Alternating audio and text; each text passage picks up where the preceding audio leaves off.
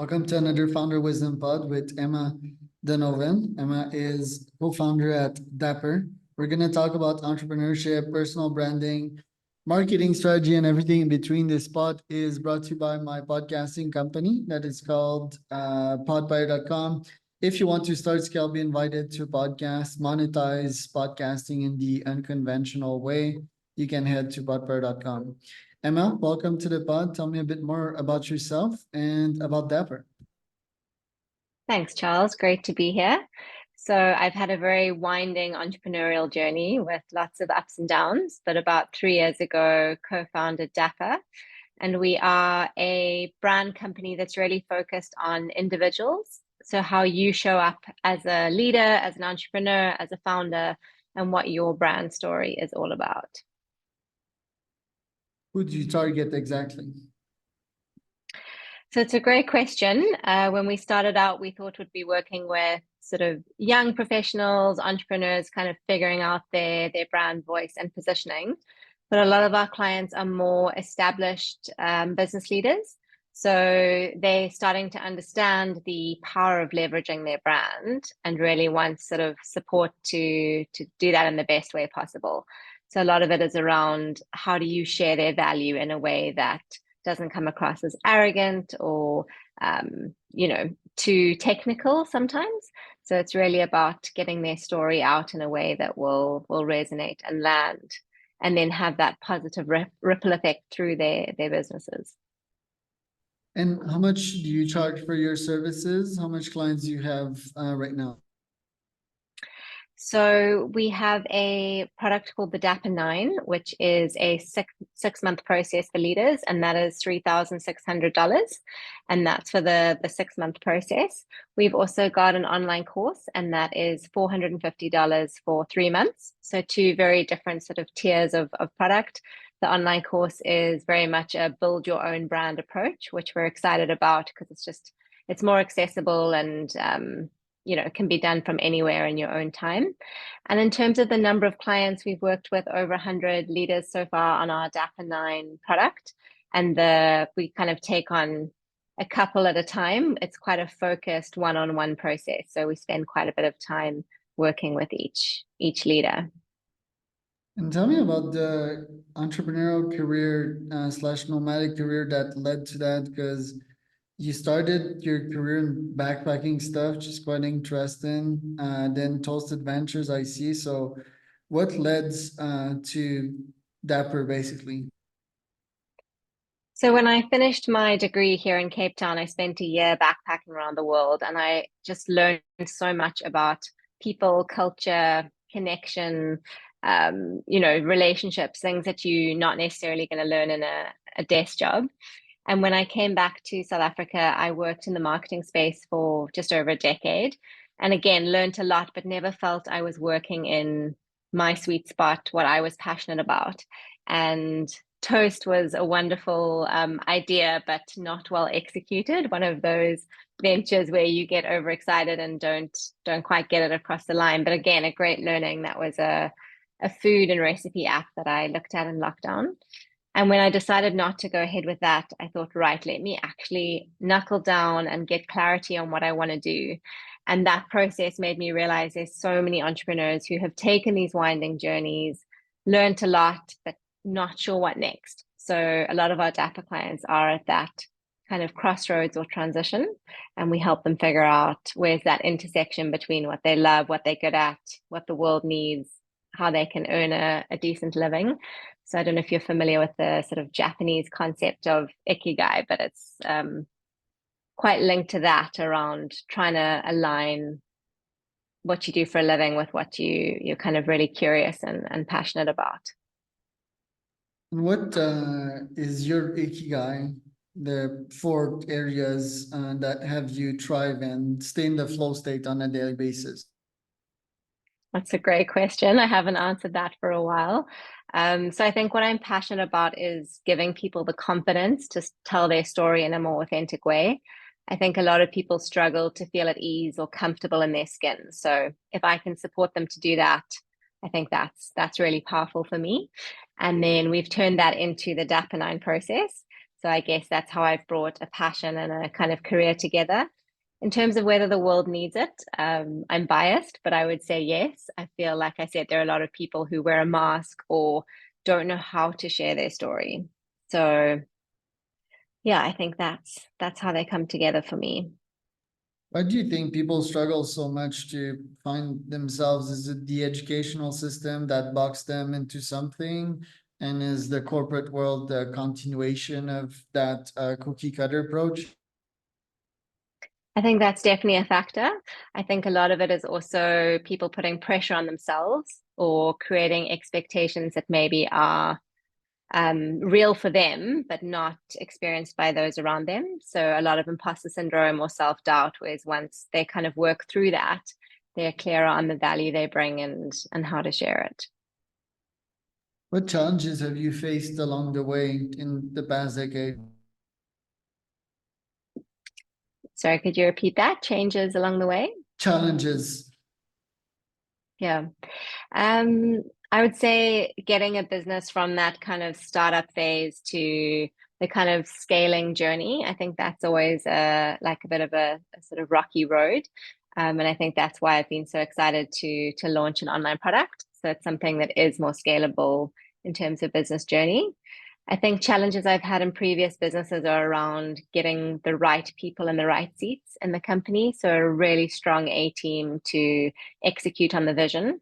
And I think that's something we've worked really hard at Dapper to have a strong team. So I think that's a challenge that I've learned to overcome from different business experiences. What about personal challenges, non-vanilla ones, that you faced and surmounted in the past decade? Mm. I think you touched on it earlier. It's like, how do you keep that passion alive? And I think, like many things in life, when you work on something tirelessly, you do get that burnout stage. I had to take a month sabbatical a couple of years ago. I just absolutely crashed and realized I wasn't looking after myself. So I think that finding the personal work balance. I know we chatted last time about fitting in a run and getting exercise, fresh air. So I think it's something people always comment on, that I'm really good at finding that balance, but it doesn't always feel like it. So again, it's that, like, are you getting enough for yourself and not giving everything to the people around you and your business? It can be consuming. But what if you pursue your ikigai? Isn't burnout like not possible if you are playing in the ikigai zone? So my burnout was in a previous business where I definitely wasn't in my ikigai zone. Um, I'm on the fence about that one. I think you can be doing what you love and is the right fit for you, but not get the balance right. So I think you can still drive yourself too hard, not take breaks, lose sight of your why. I think that's a big one where people forget why they're doing something in the first place. They get too caught up in the detail. Right. What would be your goals for next year? Your top three? So I would say my first one is so the online course I mentioned is quite new. So it would be to get our first 10,000 um, subscribers to our online course.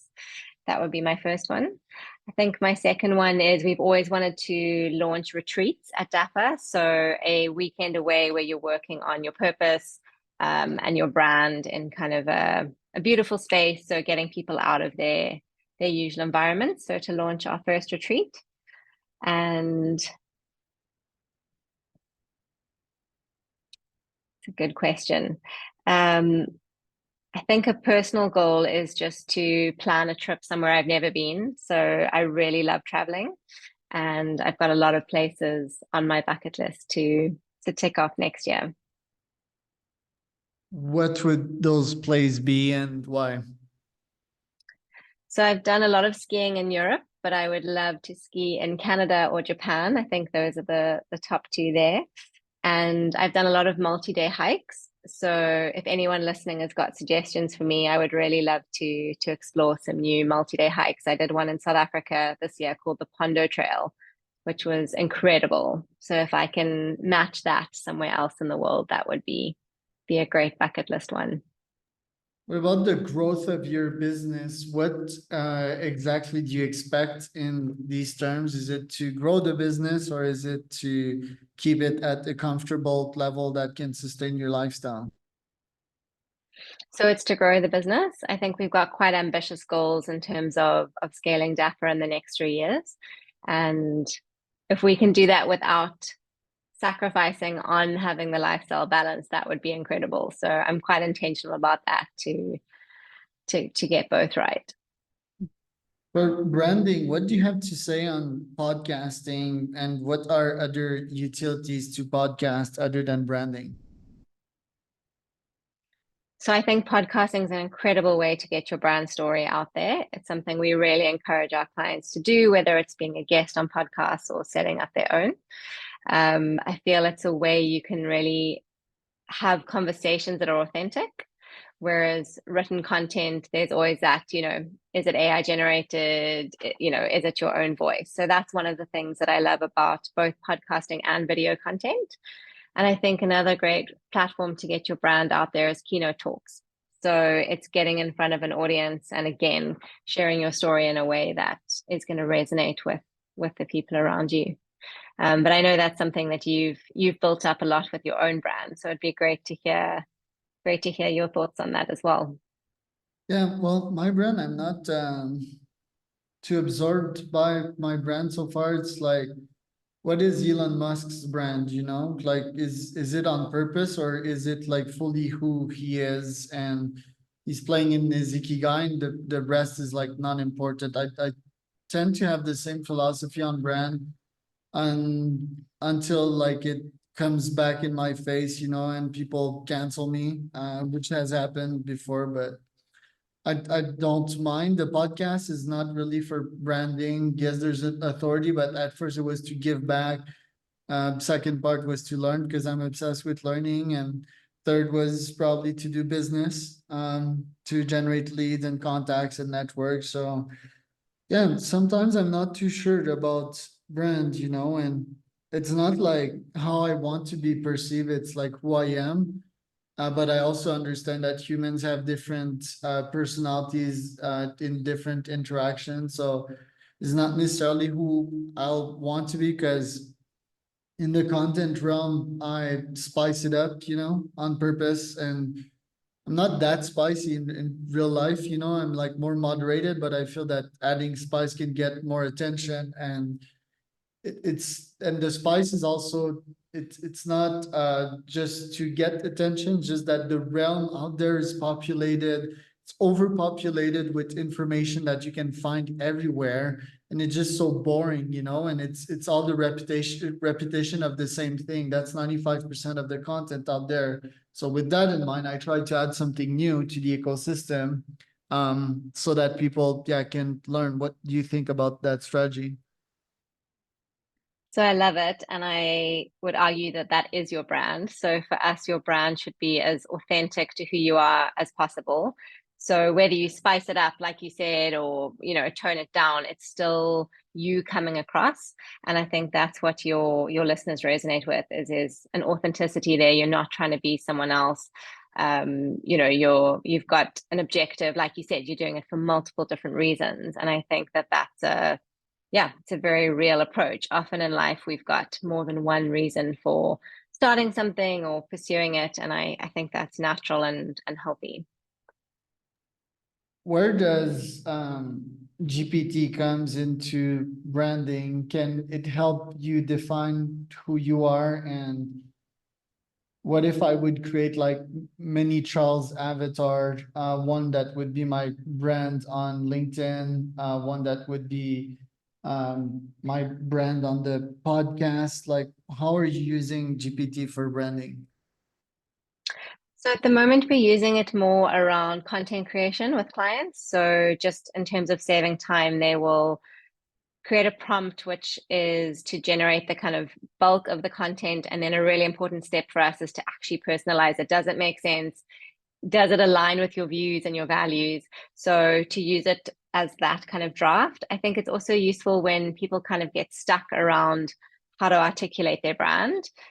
So we often encourage clients to put questions in and to, again, look at the results, refine them, not ever copy paste. But I think there's going to be really interesting to see how it evolves. I think, using platforms like Midjourney, really interesting in terms of what your brand looks like, creating, like you said, whether it's an avatar or a kind of feel for your brand. I think we've had some fun playing with that, but it's still early days. So I'm just really curious to see how it evolves and how it can be used. My approach is embrace technology, see how you can enhance what you're doing rather than shying away from it.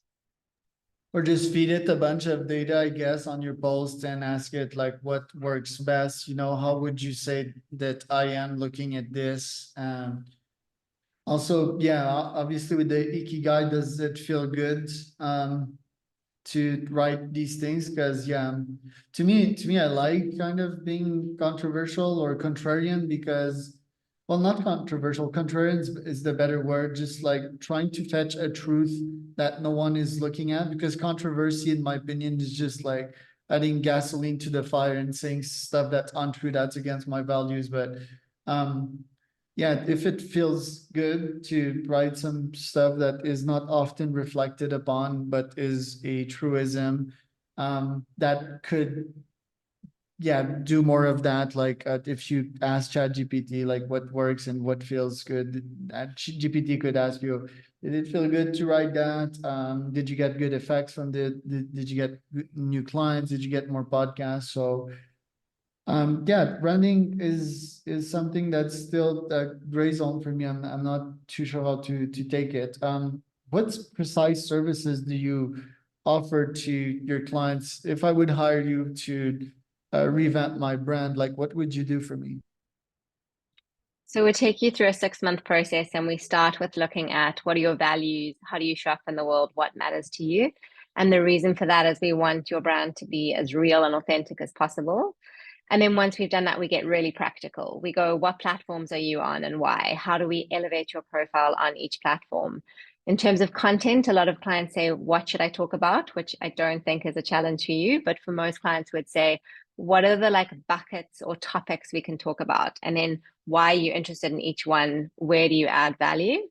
We do a lot of video work, so getting clients comfortable in front of the camera, getting their setup correct, looking at how they grow their network, and then also how do they use their brand within their business. So a lot of clients will then bring in their leadership team or strategic partners, depending on the structure of their business, and just look at how do they create more synergy, because a founder will often have a strong brand themselves, but they may have a team that are client facing that haven't had that entrepreneurial experience or time in that position to really build their confidence. So that's often a natural next step.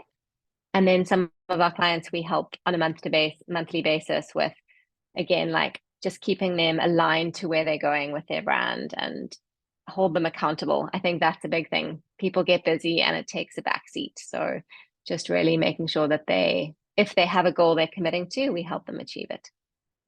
Love it. Where can people find out more about you, Emma?